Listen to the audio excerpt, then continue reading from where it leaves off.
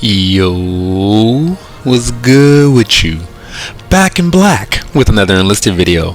If you guys are new to the channel and you love shooting games just like me, make sure you aim for that like button and shoot that subscribe button as well. It'll help you find better teammates and improve your skill-based matchmaking. A real quick little news video. We got a new event coming from May 8th to June 3rd. Another, I guess you could call it a reinforcements received event, quote-unquote victory day. But this one is going to be more so focused on the Moscow campaign, whereas the one that we are currently doing, well, I guess the last one we did, if you watch it after May 8th, is the Pacific campaign, is what the last one was focused on. The neat thing about this event in particular is that for the main rewards, what we are getting is basically anti-aircraft guns, but on wheels this time. The vehicle itself is obviously quite vulnerable, as you're basically just sitting on an anti-aircraft gun on the top of a tank or on the back of a truck. But as a contrast, or on the flip side, these anti-aircraft guns will have a better fire rate. Also, these anti-aircraft guns are not limited in their angles of elevation, so basically it'll be easier to look around and, you know, get the perfect line of sight on, you know, aircraft or infantry that may be lurking in the distance or in the air, I guess I could say.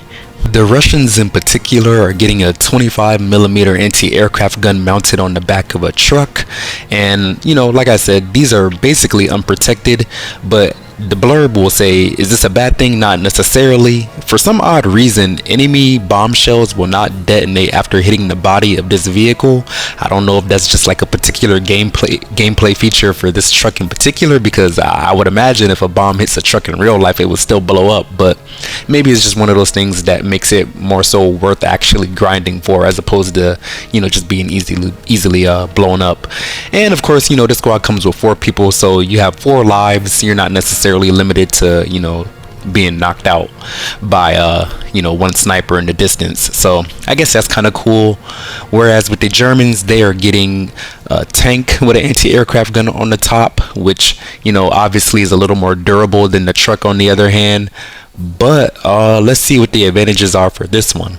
Yep, I read this little paragraph just now, and there's no real main advantages between this one aside from the fact that it's, you know, actually a tank as opposed to a truck. So this one will obviously have more armor, for not only for the gunner but for the, you know, crew who's actually driving the vehicle.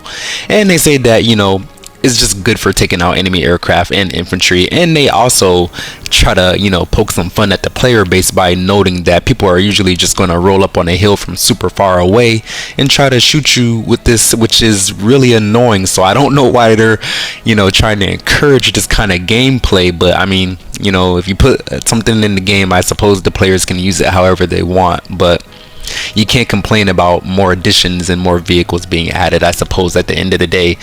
Neither here nor there. Another neat thing about this event is that we are getting a red PPSH. They had this before, but I guess they're just bringing it back for anybody who hasn't, you know, had the opportunity to get it yet. Nothing is, you know, statistically different about this PPS.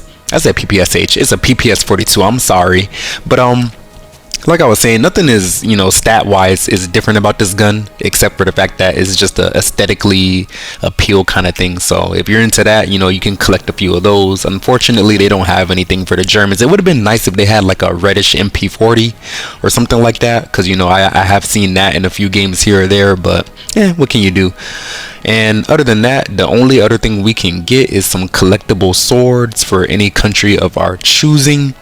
And other than that, this event is your typical run-of-the-mill thing. I will say they lowered the battle point requirement down to 10,000, which is lower than, I guess, the one which is going on right now, which is at 12 if I'm not mistaken. But it doesn't really make a huge difference. It's still going to take you like 2 to 3 games if you're a decent to good player to, you know, complete that. And you can only complete 1 stage a day, which is still kind of bogus in my opinion, because suppose I just wanted to grind out super hard one day and just earn a bunch of them, or earn a bunch of the rewards, I should say.